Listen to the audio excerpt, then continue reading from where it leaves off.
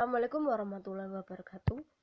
Perkenalkan, nama saya Catur Siti Hermawati, NPM 19108010023, Robel 01, Aquacultur, Universitas Tidar.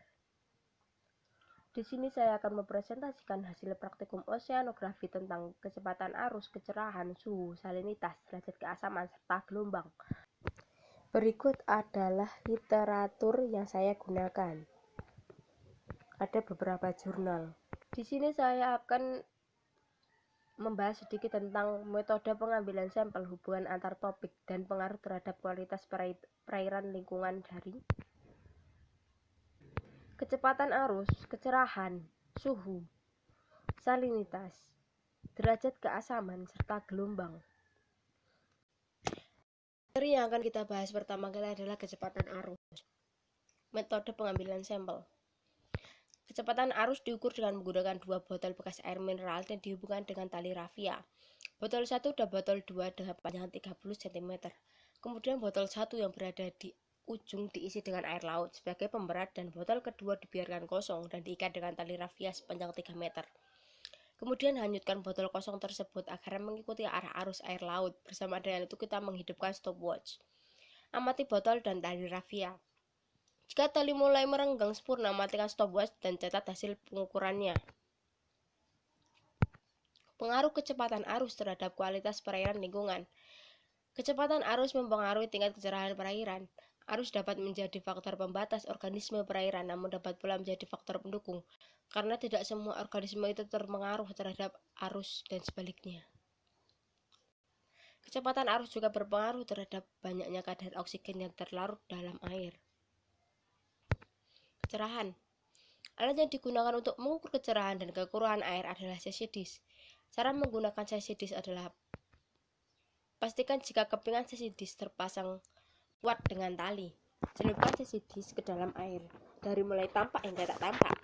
Saat sesidis mulai tak tampak, berikan tanda pada tali, lalu ukur panjangnya dan catat hasilnya. Pengaruh kecerahan terhadap kualitas perairan lingkungan. Apabila kecerahan tidak baik, berarti perairan itu keruh. Kekeruhan atau turbidity air sangat berpengaruh terhadap ikan. Tingkat kecerahan air yang rendah dapat menurunkan nilai produktivitas perairan. Kecerahan air merupakan indikator dari kejernihan suatu perairan yang berhubungan dengan penetrasi cahaya yang masuk ke dalam kolom badan air.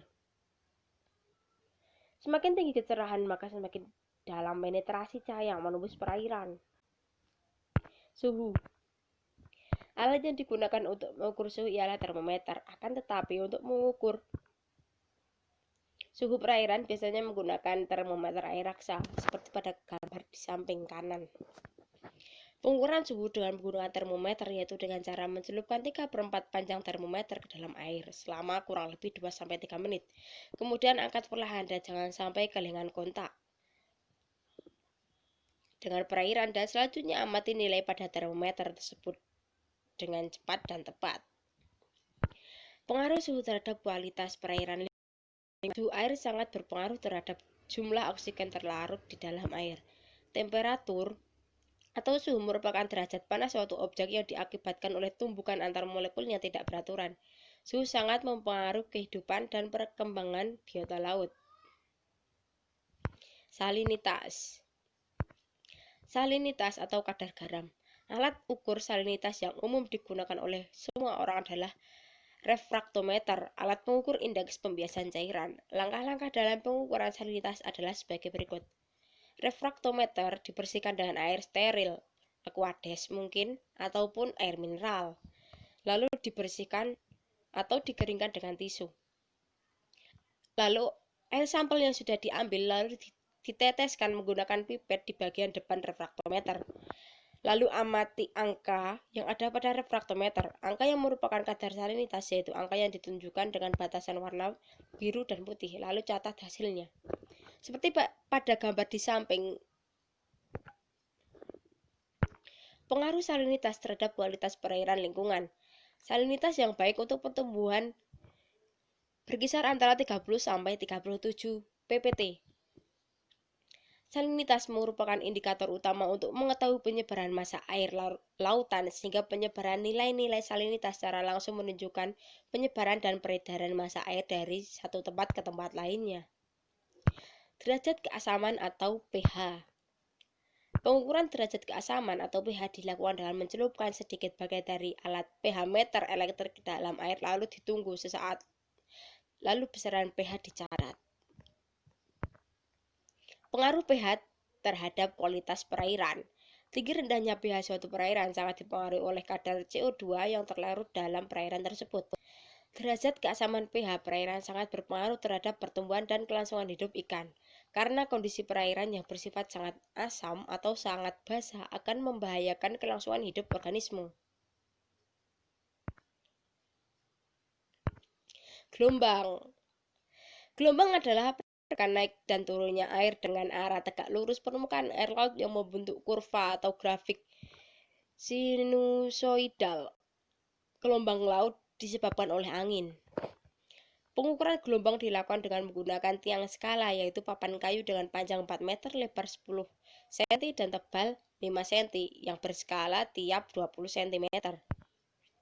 Pengukuran tinggi gelombang dilakukan dengan mengamati puncak dan lembah gelombang. Pengaruh gelombang terhadap kualitas perairan ialah gelombang sangat mempengaruhi sebaran oksigen dalam air. Hubungan antar topik.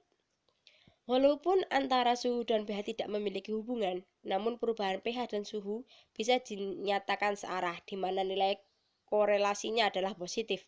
Ketika suhu mengalami peningkatan, maka pH juga akan meningkat. Hubungan antara salinitas dengan suhu ialah ketika kondisi suhu mengalami peningkatan, maka kondisi salinitas akan mengalami penurunan. Jadi berlaku terbalik ya. Hubungan antar kecepatan arus dan suhu ialah saat pola kecepatan arus yang berubah secara mendadak dapat menurunkan nilai suhu pada air. Kisaran suhu di perairan dangkal lebih besar daripada perairan laut dalam karena mengalami banyak pergolakan.